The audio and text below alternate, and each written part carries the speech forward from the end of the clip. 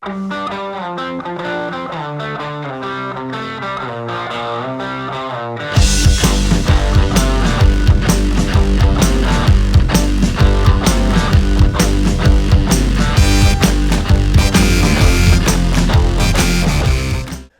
what's up everybody, the Fish Tank Guy here, and welcome to the next entry in the Fish Tank Tower series. Now, I am very excited today because I've kind of got everything where it should be in place. As you can see, I have some rock work. I even have the lights on that I haven't talked about yet.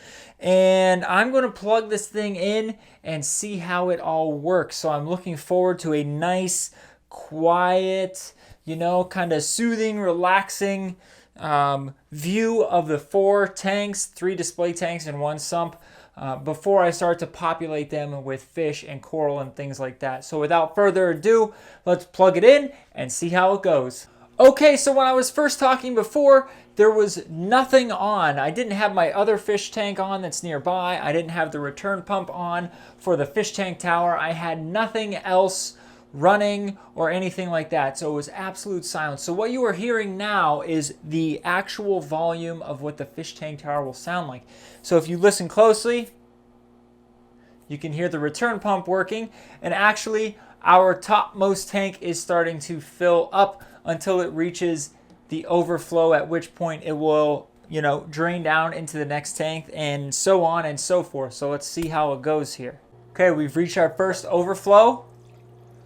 So pretty good, little water, moving down in the second tank here. Okay. We've got our next overflow. Okay, we got a little more water, right? A little more water. You expect to hear that. 4 tanks. What the heck is that?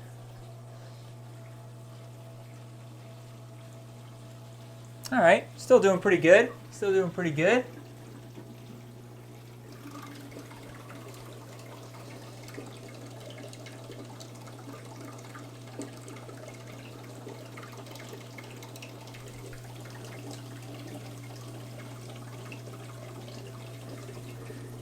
We have not yet reached the sump, and we're getting a little noisy.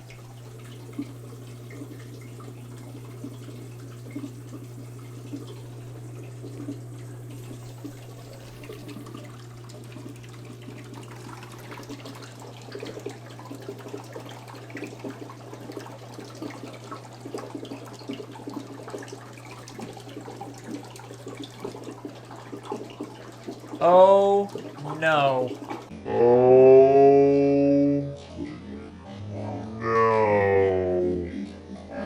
Okay, so now that the bubbling, gurgling vortex of sounds have ended, let's talk a little bit about what went wrong. Now, I did know what was going to happen. Obviously, I didn't plug the entire setup in for the first time live because there's just too much that can go wrong, right? And to be honest with you guys, I've been dealing with these tanks and the plumbing for the fish tank tower for about the last week, and it's been pretty frustrating, right?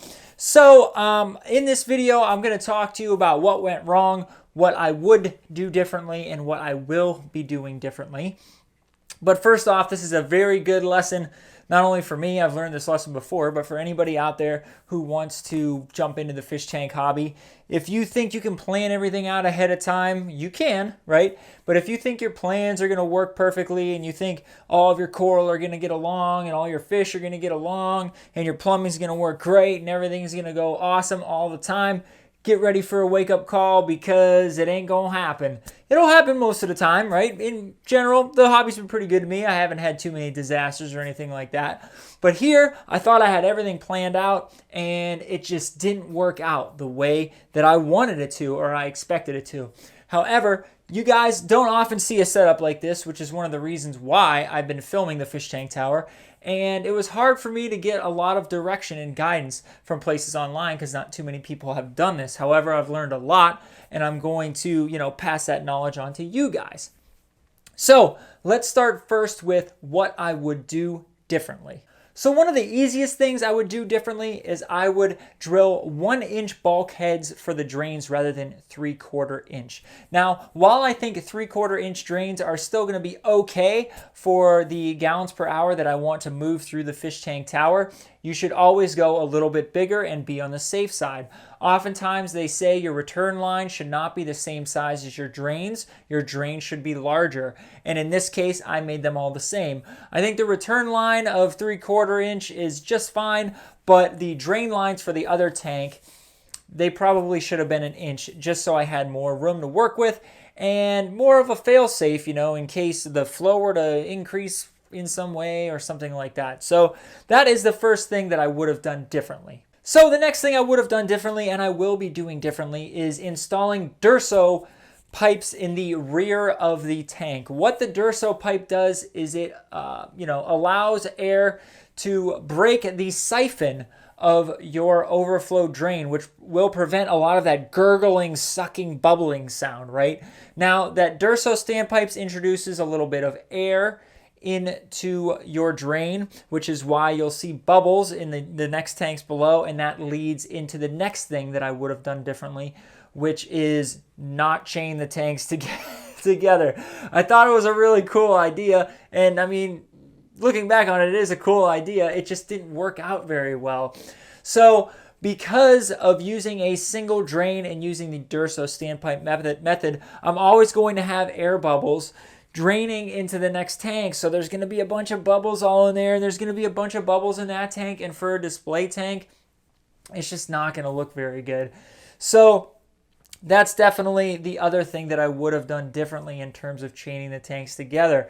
In addition, not only do the drains go hand in hand, but the return line as well, because since they're not going to be draining into each other, I would drain them, I would, plumb them individually from the return line. There would be one main return, there would be shoot-offs to each tank, and then a valve to control how much water would be pumped into each tank.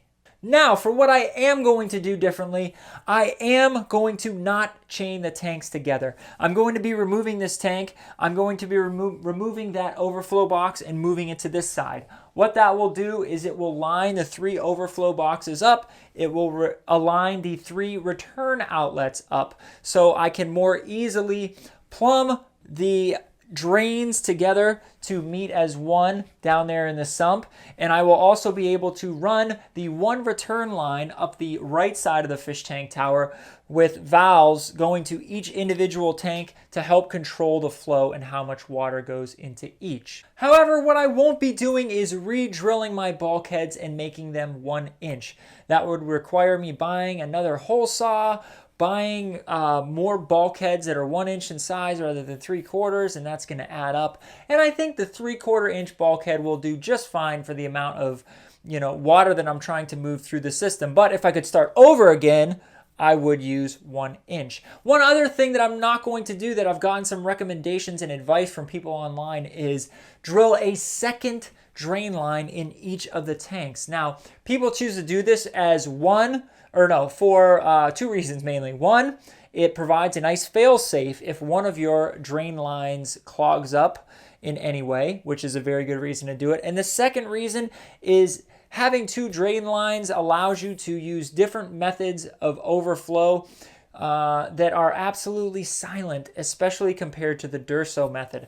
However, because of the size of my overflow box and where I have my first bulkhead hole drilled, I'm not going to be able to drill a second bulkhead easily enough to go that route. So while that is definitely something you want to do, if you have a long-term, large display tank that you have in your living room and you want it to be absolutely silent, that's the way to go. But for me, I'm down here in the unfinished side of my basement. There's a floor drain nearby. So if, God forbid, something were to clog one of the drain lines and it were to overflow, it won't be that big of a deal.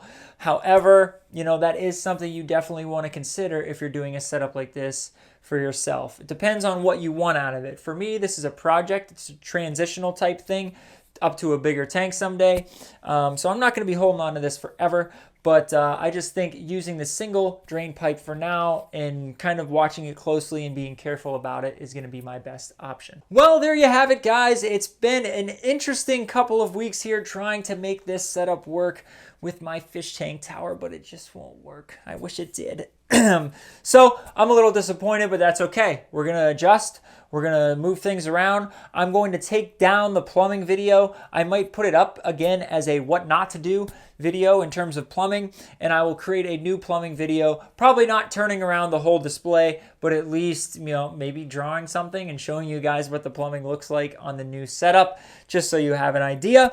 But, you know, I still am very optimistic about the fish tank tower. The one thing I will say is that right now it looks really cool. Now, the top tank doesn't have anything in it because my 10-gallon is going to go in that. But I got some nice rock work here, and there's nice rock work down here that you can't really see all that well. But the tanks look like really cool stacked up. So I'm very optimistic that a few modifications and changes to the system will make things run a lot smoother. And it's going to be something that I'm happy with, and hopefully you guys enjoy watching the journey as we move forward together with the fish tank tower here. So once again, I'm the fish tank guy. Thank you so much for checking out my channel. Now I'm gonna, you know, start draining this guy out and go scrape the overflow box and do a whole bunch of stuff that I wasn't anticipating doing. But hey, this is what happens when you are a fish tank guy. So until a future fish tank guy video, I will see you guys soon.